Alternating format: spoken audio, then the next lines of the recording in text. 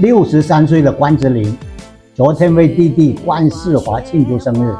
弟弟比他小11岁啊，没有依赖姐姐的明星光环，反而呢，他去拜师风水高人苏明峰。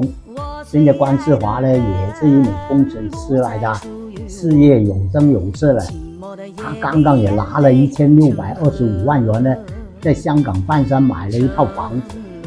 关之琳跟关世华两姐弟都是得天独厚的人了，一点都不像60多岁的人，也都继承了电影老前辈关山的那个基因。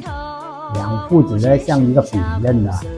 香港电影记者都是穷人啊，在香港没有一个那个记者呢能够买到车，女孩子也都10多年嫁不出去。记者因为不准收红包，不然的话呢要坐牢的了。关之琳呢，每逢春节呢，都偷偷塞500块钱给记者改善生活、补充营养的。